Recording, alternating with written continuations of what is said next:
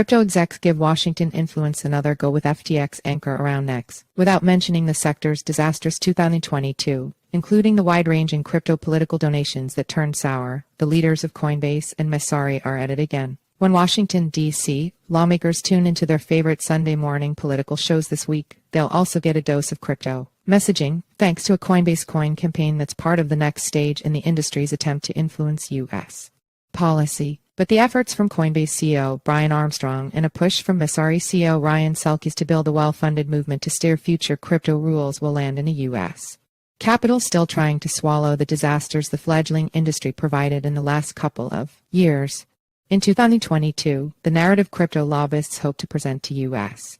lawmakers plunged into chaos. The sector's rampant business failures, frauds, hacking, and consumer harms were a big part of that. But the members of Congress who will be responsible for any new crypto laws were also showered with campaign donations, with 1 in 3 current members receiving FTX executives' money, and many of them have had to answer embarrassing questions and struggle to return tainted cash from the company. As crypto lobbyists rebuild congressional relationships and prepare for a presidential election year, they've got a stiff challenge: paint a bright picture of the future and try to downplay the negative news events of the last year without pretending that they didn't happen, said Ian Katz, a managing director at Capital Alpha Partners, which analyzes policy developments in Washington. A spokesperson for Coinbase didn't answer when asked whether the company is considering the troubles of the recent past as it pushes its new campaign. Coinbase is working closely with policymakers and regulators to get crypto regulation right and ensure they understand the risks of getting it wrong, the spokesperson said instead. Armstrong's face will appear in black and white TV commercial spots in Washington area broadcasts,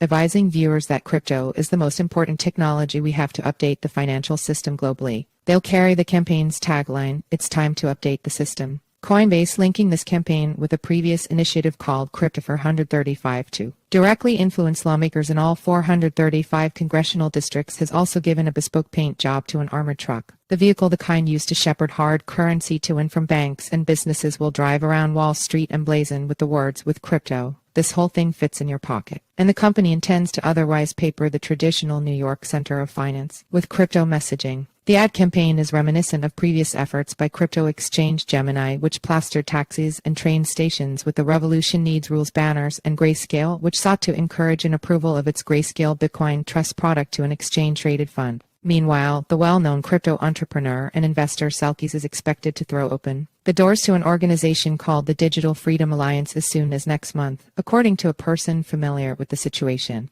Selkis first pitched the idea for a more decentralized group to support crypto policy last year, and had taken to Twitter to encourage an effort he suggested will come from individuals and small firms. He tried to light a fuse with a letter to the top lawmakers on the House Financial Services Committee that's been working on crypto legislation, urging them to act quickly. He also forwarded that same note to other crypto-relevant members of Congress. Avoidance is no longer an option, Selkis wrote in the letter he'd also posted on Twitter, though the posts have since been removed from his page. Digital assets technology will not be uninvented. It has become too established and offers too much economic promise. He called his letter a first step, but there is much more to do in the upcoming battles. In recent crypto hearings on Capitol Hill, the industry that has long prided itself for standing apart from partisan politics was the subject of clear partisan divisions. Republican lawmakers have been much more likely to defend digital assets businesses, while many Democrats have been aligning themselves with crypto-skeptical chiefs of the U.S.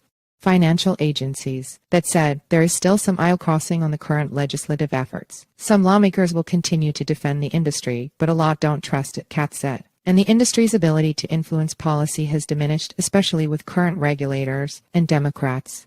Barron's reported that Selkis is aiming to build a political action committee to influence crypto legislation, hoping to raise tens of millions of dollars. Flooding Congress with crypto contributions was also generally the playbook followed by Sam Bankman-Fried, the disgraced ex-CEO of FTX. But it's tough to measure the success of that widespread campaign largesse, because FTX blew up before Congress started this year's session. And now Bankman-Fried's donations are the subject of federal criminal prosecution for allegedly violating campaign finance laws. That's the climate Selkis' effort would be stepping into. Repairing whatever damage occurred over the past year is going to happen through the process of better engagement and establishing better understanding with lawmakers that are working on these issues, said Brett Quick, head of government affairs at the Crypto Council for Innovation. It's a longer endeavor to try to repair any trust that was lost. She said there's broad recognition in Washington that the FTX collapse was a classic fraud that wasn't about the technology, and industry representatives are still walking across the broken glass to explain their agenda in the meantime. The crisis even further underlined the need for a cop on the beat that crypto businesses have been asking for, she said. While the day-to-day lobbying work happens, though, millions of U.S.